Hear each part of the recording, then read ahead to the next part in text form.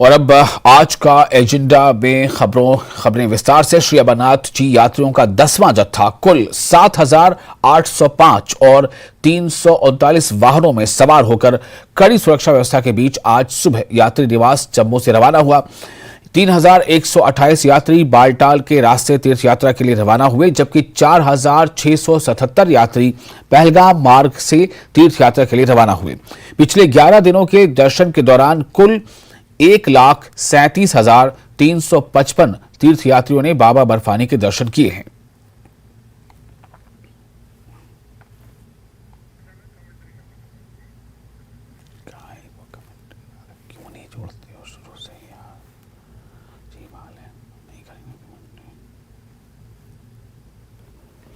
तो इस तरह से अमरनाथ यात्रियों का ये की रवानगी का सिलसिला जारी है। श्री अमरनाथ यात्रियों का 10वां जत्था कुल 7,805 लोगों का ये जत्था रवाना हुआ और इन 7,805 लोगों में को 339 वाहनों से भेजा गया है और इस रवानगी में सुरक्षा के भी बहुत ही खास इंतजाम रखे गए हैं। कड़ी सुरक्षा व्यवस्था के बीच आज सुबह यात्री निवास जम्मू से ये जत्था रवाना हुआ। 3,128 यात्री बालटाल के रास्ते तीर्थ यात्रा के लिए रवाना हुए और राजन वैद हमारे साथ जुड़ चुके हैं ज्यादा जानकारी के साथ। राजन, इस बारे में और क्या डिटेल है? कितने यात्री जो अमरनाथ यात्री हैं उनका जत्था आज निकला है या रवाना हुआ है? कितने अभी वहां इंतजार में हैं? देखिए, 7,805 यात्रियों का जो जत्था है वो आज 10वें जत्थे के साथ यहाँ जम्मू बेस कैंप से निकला है और कल दोपहर को यानी कि कल 12 बजे बालटाल के लिए भी जो है जत्था निकाल लिया गया था और उसके बाद तकरीबन 1 घंटे के बाद 1 बजे पहलगाम से जो यात्री जाने वाले थे, जो 3 दिन से फंसे हुए थे, यानी कि जो शेड्यूल थे 7 या 8 या 9 तारीख को दर्शन करने के लिए, उनको कल यात्री बेस कैंप से निकाला गया। कल कुछ लोगों में ये नाराजगी थी कि उनको भी जाने दिया जाए। कुछ साधु थे और जिनको प्रशासन ने ये कहा था कि सुबह उनको ले जाया जाएगा यहाँ पे, क्योंकि कल 40 से 45 के लगभग भी साधु जा पाए थे। तो आज राज की बात यह है कि तमाम वो जो साधु जो पिछले कई दिनों से यहाँ पे फंसे हुए थे वो अब यात्रा में चले गए हैं। अब इस तरह से उम्मीद बदी है सभी यात्रियों को कि अब यात्रा जो है वो स्मूथ ढंग से चलेगी, क्योंकि हालांकि नेशनल हाईवे नहीं खोला गया है, लेकिन ये है उनके लिए खोला गया है। और जो श्रद्धालु बेस कैंप पे जो प्रेशर था पहले, तो जम्मू बेस कैंप पे हमने पिछले कई दिनों से रिपोर्ट की, वहां पे काफी दिक्कतें जब लोगों को आ रही थी, हालांकि उनके मनोबल पे उसका कोई इम्पैक्ट नहीं आया और सब यात्रियों ने जम्मू में रह के चाहे 4 दिन या 5 दिन उनको वेट करना पड़ा, यहाँ पे वेट किया और जब यात्रा खुली उसके साथ गए, क्योंकि व्यवस्था यहाँ इस दफा बहुत अच्छी बनाई गई है। क्योंकि हमने देखा कि लोगों ने ये कहा कि जब ये यात्रा जो है बाधित हुई उसके बाद लोकल लोग अपने घरों के जो रूम्स हैं उन्होंने वो तक खोल दिए, मंदिरों के कपाट जो थे वो खोल दिए गए, वहां पे उनके लिए लंगर की व्यवस्था प्रशासन की तरफ से जो बेस कैंप और बाकी तो 32 मकामात ऐसे हैं जम्मू में जहां पे उनको ठहराया गया है, वहां पे खाने पीने की रहने की व्यवस्था इतनी अच्छी थी कि उनको मालूम ही नहीं हुआ कि ये 3 या 4 दिन उनको यहाँ पे वेट करना पड़ा। तो अब जिस तरह के हालात बने हैं कि अब बारिश के इम्कान भी नहीं है, क्योंकि बारिश रुक गई है और पानी का लेवल भी कई जगह से जो है वो नीचे जा चुका है, जिस तरह से तवी में पानी आया था।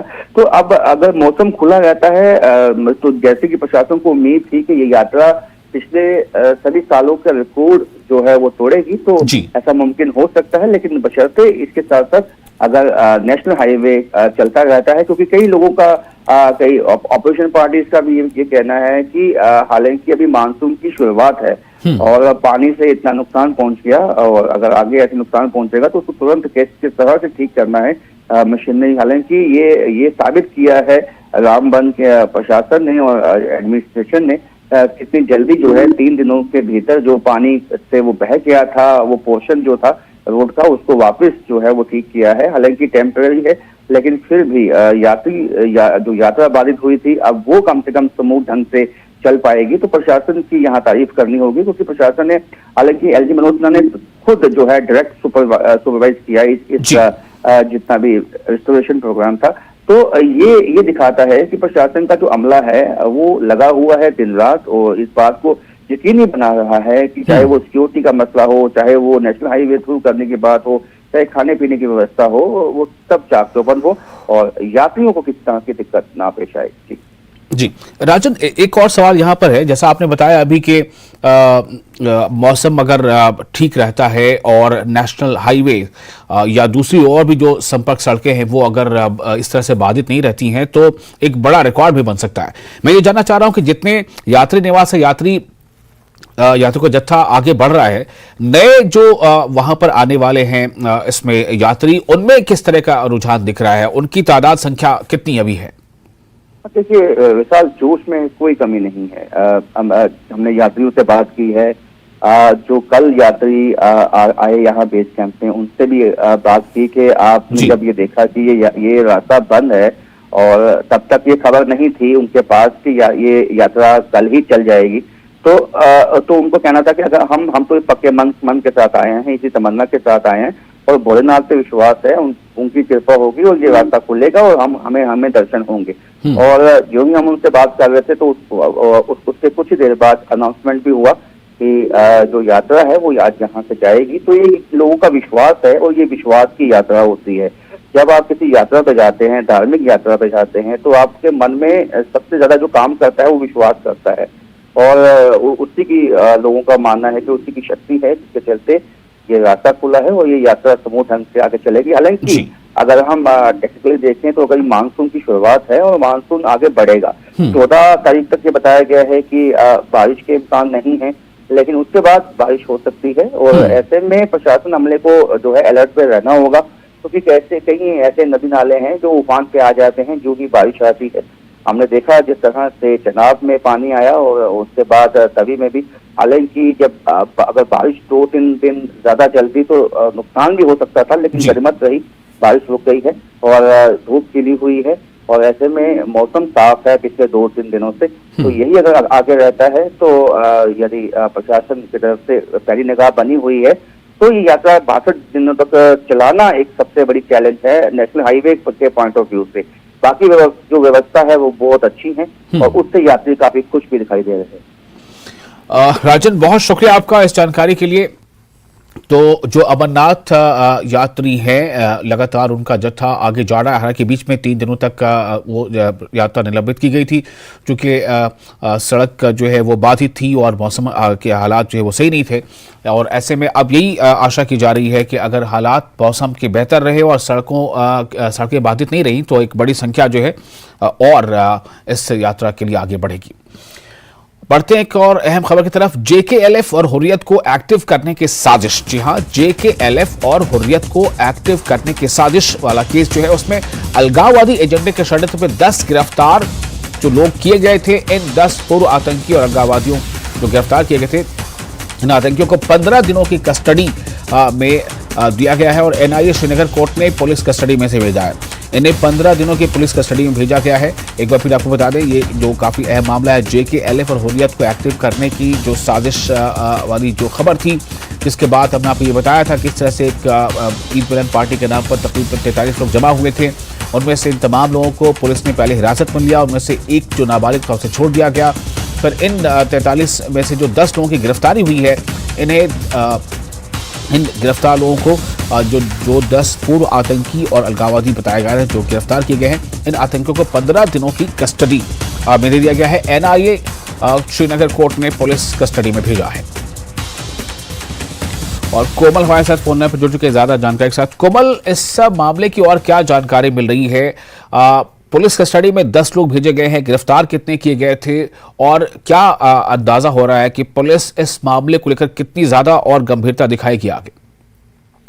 देखिए, ये एक बहुत बड़ा इनिशिएटिव रहा है पुलिस का कि पुलिस यहाँ से पता चल रहा है कि जम्मू कश्मीर की पुलिस जो है वो कितनी मुस्तैदी से काम कर रही है, वो कितनी अलर्ट है और आतंकवाद पे शिकंजा किस तरह से लगातार कसा जा रहा है। आपने देखा कि जो ये दो दिन पहले जो कोठी बाग होटल के अंदर, माफ कीजिए, हबीब होटल के अंदर, कश्मीर का हबीब होटल था, वहां पर ये ईद पार्टी और ये तो कुछ बैठकें चल रही थी और ऐसे में पुलिस को इन्फॉर्मेशन, एक स्पेसिफिक इन्फॉर्मेशन मिली कि वहां पर एक जेकेएल और हुर्रियत के कुछ पूर्व जो पहले जो आतंक के साथ साथी हैं, जो पूर्व करने वाले, इनके साथ जो इन आतंकी घटनाओं में अंजाम देने वाले थे, जो हुर्रियत के साथ मिले हुए थे, या फिर वो JK यासिन मलिक की जो एक ऐसी संस्था थी, ऐसी ऑर्गेनाइजेशन थी कि जो साल 2019 को ही बैन की कर दी गई थी। साल 2019 में फरवरी के महीने में यासिन मलिक को गिरफ्तार कर लिया था। ठीक 1 महीने के बाद JK जो था वो कश्मीर में पूरी तरह से बैन हो गया था।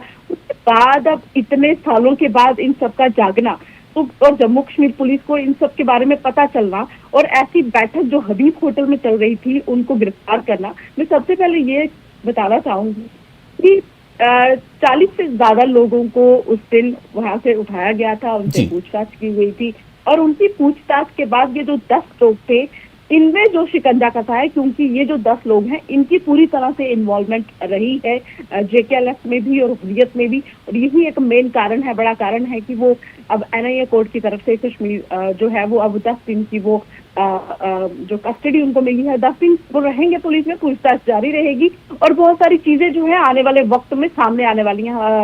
आने वाले समय में बहुत सारी बातें सामने आने वाली, क्योंकि ये क्यों रिवाइव कर रहे थे, कौन इनके पीछे है, क्योंकि JK का जो चीफ है वो तो जेल में है इस वक्त, लेकिन कौन अब बड़ा कोई इनका नुमाइंदा जो है वो बाहर आ गया है, जिन्होंने इनको ये चीजें कही हैं, किसके कहने पे ये सारी बैठकें हो रही हैं, हुर्रियत की तरफ से कौन बाहर आ गया है ऐसा, क्योंकि बहुत लंबे समय से आपने देखा कि कश्मीर में ऐसी कोई एक्टिविटी नहीं हुई है कि हुर्रियत का कोई ऐसा कुछ हुआ है, या फिर JK की तरफ से कोई ऐसी हरकत कुछ हुई है, कोई ऐसी हरकत सुनने को नहीं मिली है पिछले कुछ सालों से। लेकिन एकदम से अचानक अब इनकी बैठकों का होना, और इतनी लंबी तादाद में बैठक थी कि 40 से ज्यादा तादाद में लोग उस हबीब होटल के अंदर बैठे हुए थे, और वो भी देर रात की ये बैठक है, तो ये एक संशय, एक शक पैदा कर रही है कि ये जो इन किन चीजों को रिवाइव करने के लिए, क्या क्या करने के लिए, किस तरह के मंसूबों के साथ उस दिन वहां पर बैठक हुई थी। तो इन सब की पूछताछ चल रही है, पुलिस और NIA की लगातार पूछताछ चल रही थी। उसके बाद ये जो इनको NIA की जो कस्टडी इनको मिली है, जो NIA कोर्ट की तरफ से श्रीनगर से, तो 10 लोगों को ही सिर्फ इसलिए मिली है क्योंकि 40 से ज्यादा तो लोगों को गिरफ्तार किया था, क्योंकि ईद पार्टी का वो वहां पर एक कार्यक्रम रखा गया था, और ईद पार्टी और उसके बाद वो जो बैठक हुई है वहां पे, जो बैनर्स वहां पे लगे हुए थे जो हमने देखे हैं तस्वीरों में, तो ये सारी चीजें बयां करती है कि 10 मेन लोगों का रोल था, अहम रोल था उसमें, और बाकी के जो लोग थे उनके साथ वो बैठकें हो रही थी। जाहिर सी बात है, अब किसी भी घटना को, किसी भी आतंकी गतिविधि को या किसी भी मंसूबों को जागृत करोगे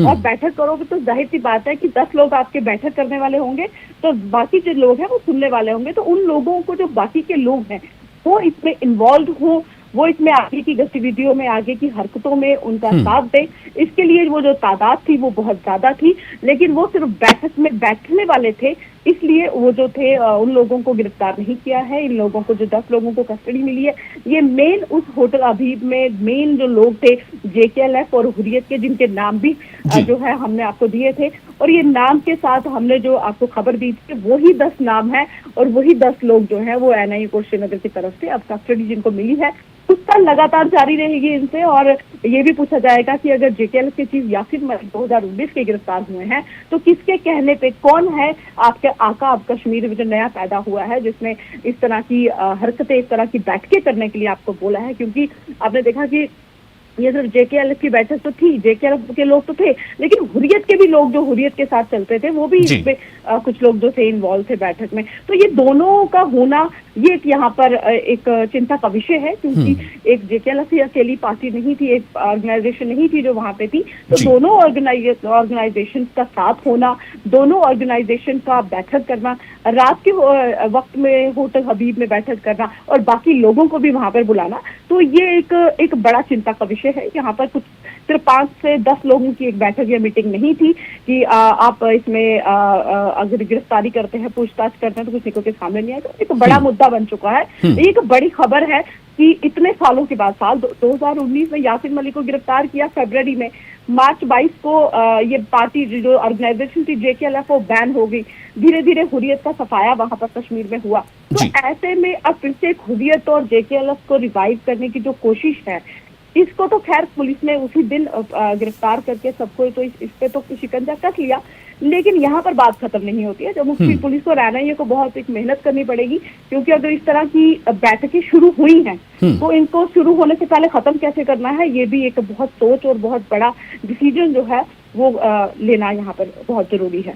जी बहुत शुक्रिया आपका कोमल तमाम जानकारी के लिए। और इसी के साथ यहाँ पर एक छोटा सा ब्रेक लेंगे हम, ब्रेक के बाद भी खबरों का सिलसिला जारी रहेगा।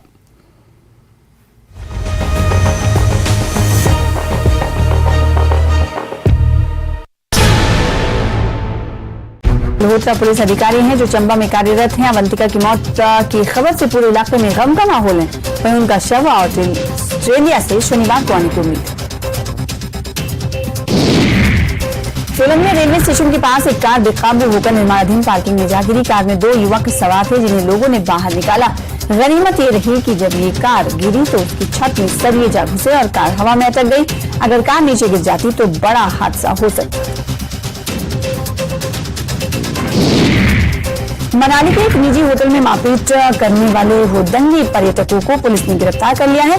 पुलिस से मिली जानकारी के अनुसार पंजाब के ये पर्यटक होटल वालों के साथ मारपीट कर मनाली से भाग गए। पुलिस ने तुरंत कार्रवाई करते हुए इन पर्यटकों को पकड़ लिया। मामले में एसपी साक्षी वर्मा कार्तिकेयन ने बताया कि पुलिस ने होटल संचालक की शिकायत पर मामला दर्ज किया और हुड़दंगियों को गिरफ्तार कर लिया। उन्होंने बताया कि मारपीट कर भागे हुड़दंगी पर्यटकों को टोल प्लाजा के पास से पकड़ा गया है। मंडी में भूस्खलन का एक लाइव वीडियो सामने आया है। ये वीडियो कहनवाल गांव के लिए जाने वाली सड़क। रिपोर्टर्स 67 पेट सफा तो हर रोग दफा।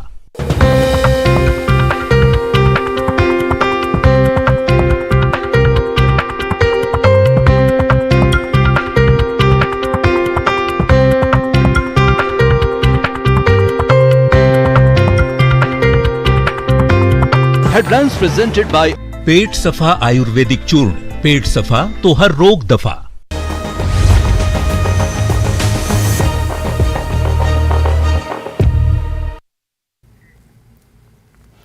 ब्रेक के बाद एक बार फिर आपका स्वागत है। आप देख रहे हैं आज का एजेंडा। हिमाचल में बाढ़ बारिश से भारी तबाही हुई है और इस वक्त जो खबर है उसके मुताबिक 24 जून से अब तक 80 लोगों की मौत हो चुकी है। इस दौरान 99 लोग घायल हुए हैं जबकि 97 मकान जमींदोज हो गए हैं। 333 मकानों को नुकसान पहुंचा है। वहीं 471 मवेशियों की मौत हो गई है। प्रदेश को बारिश और बाढ़ से करीब 1000 करोड़ से ज्यादा का नुकसान हुआ है। वहीं अलग अलग जगहों पर 500 से ज्यादा लोग फंसे हुए बताए जा रहे हैं और यह भी बताया जा रहा है कि 1-2 दिन अभी राहत है और 1-2 दिन के बाद फिर से वहां बारिश के हालात पैदा हो सकते हैं और बारिश हो सकती है। तो ये जो अभी रेस्क्यू ऑपरेशन है, एक दिन पहले ही जिस तरह से सीएम सुक्खू ने खुद इस एरियल सर्वे किया था और एरियल सर्वे के बाद इसका जायजा लिया ताकि बताया जा सके, समझा जा सके कि किस तरह की तबाही हुई है। राजेंद्र हमारे साथ जुड़ चुके हैं ज्यादा जानकारी के साथ। राजेंद्र, मैं आपके पास आ रहा हूं, मुझे ये बताएं कि अब तक क्या जो है अंदाजा लग पाया है कि बारिश और बाढ़ ने कितनी तबाही मचाई और क्या स्थिति फिलहाल है? विशाल, अभी तक की बात करें तो थोड़ी राहत भरी खबरें जरूर आ रही है कि रेस्क्यू ऑपरेशन अब शुरू हो चुका है और मनाली में क्योंकि सबसे अधिक लोग फंसे हुए हैं तो मनाली से कुल्लू के लिए लेफ्ट बैंक होते हुए सड़क मार्ग को दुरुस्त किया गया है। सिंगल लेन ट्रैफिक चल रहा है और वन साइड ही ट्रैफिक चला है। जो मंडी से मनाली की तरफ ट्रैफिक है उसको बंद किया गया है फिलहाल कुछ समय के लिए। बीच में एक बार छोड़ा गया था, लेकिन जो मनाली, क्योंकि लोग फंसे हुए हैं मनाली और कुल्लू की तरफ, तो उनको निकालने के लिए पहले रास्ता प्रशासन की तरफ से शुरू किया गया है और लगभग अभी तक मनाली से करीब 1970 के करीब गाड़ियां निकल चुकी हैं मनाली से कुल्लू की तरफ को और लेफ्ट बैंक होते हुए। जो मुख्य मार्ग कुल्लू से मनाली को जोड़ता हुआ है वो अभी बंद है क्योंकि जगह जगह भूस्खलन उसमें हुआ है, काफी समय उसको खोलने में लग सकता है। लेकिन जो लिंक रोड है लेफ्ट बैंक होते हुए उसके माध्यम वहां से गाड़ियां निकाली जा रही हैं, तो ये एक राहत की बात है। इसके अलावा लाहौल स्पीति की चंद्रताल में लोग फंसे हुए हैं, वहां से कल जिनकी स्वास्थ्य क्रिटिकल था या 60 साल से अधिक उम्र थी उन लोगों को कल हेलीकॉप्टर के माध्यम से निकाल लिया गया है और बाकी 300 के करीब लोग हैं उनके लिए भी अब कल, क्योंकि देर शाम तक करीब 8 किलोमीटर का पैच बचा था और ये उम्मीद लगाई जा रही थी कि कल रात तक बीआरओ वहां पहुंच जाएगा, तो आज अभी तक वहां से क्योंकि काफी दूर दराज का क्षेत्र है, सिग्नल में भी दिक्कत आती है, सूचना पहुंचने में देरी लगती है, तो उम्मीद है कि अब तक वो खोल दिया गया होगा। और इसके अलावा अगर बात करें तो जो कुल्लू और भुंतर शहर हैं, वहां 3 दिन के बाद विद्युत सप्लाई आज बहाल हो गई है। लोगों ने राहत की सांस ली है। विद्युत सप्लाई बहाल होने के बाद अब धीरे धीरे मशीनरी चलना भी शुरू हो जाएगी। तो अब उम्मीद की जा रही है कि आज क्योंकि मौसम आज दोबारा खराब हो गया है, सुबह से ही बारिश लगी हुई है राजधानी शिमला और आसपास के क्षेत्रों में। शिमला, सोलन और सिरमौर में बारिश का क्रम जारी है और क्योंकि मौसम खराब है तो हल्की बारिश है। रेस्क्यू ऑपरेशन में ज्यादा फर्क हल्की बारिश का नहीं पड़ता है, तो ऐसे में उम्मीद लगाई जा रही है कि अगर इतनी बारिश भी रहती है तब भी स्थितियों को नॉर्मल किया जा सकता है। लेकिन एक दुख भरी खबर लाहौल स्पीति से है कि वहाँ रेस्क्यू ऑपरेशन में जो रोड खोलने के लिए मशीनरी लगी हुई थी, जेसीबी, वो दुर्घटना का शिकार हो गई है। उसमें जो जेसीबी एक ऑपरेटर और सहायक वो मलबे के नीचे आ गए थे, तो सहायक को निकाल दिया गया है, ऑपरेटर को भी निकाला जा रहा है। उम्मीद लगाई जा रही है कि अगर जो जिंदा हो, सांसें चल रही हो, तो शायद उनको भी, क्योंकि मलबा बहुत जेसीबी नीचे चली गई है, काफी नीचे चली गई है, तो अब वहां पर भी रेस्क्यू ऑपरेशन प्रशासन की तरफ से जारी है। तो कुल मिलाकर हम कह सकते हैं कि अगर आज मौसम साथ देता है, हल्की बारिश भी रहती है, तेज बारिश नहीं होती है, तो फिर परिस्थितियां धीरे धीरे सामान्य हो जाएंगी। क्योंकि यही 1-2 दिन है जहां मौसम की तरफ से थोड़ा समय मिला है, क्योंकि जिस प्रकार से अब दोबारा से जो सैटेलाइट पिक्चर हमने कल कंट्रोल रूम से दिखाई थी अपने दर्शकों को, उन पिक्चर्स में दिख रहा था कि धीरे धीरे फिर से क्लाउड हिमाचल प्रदेश की तरफ आ रहे हैं और दोबारा से फिर तेज बारिश की आशंका है 2 दिन के बाद।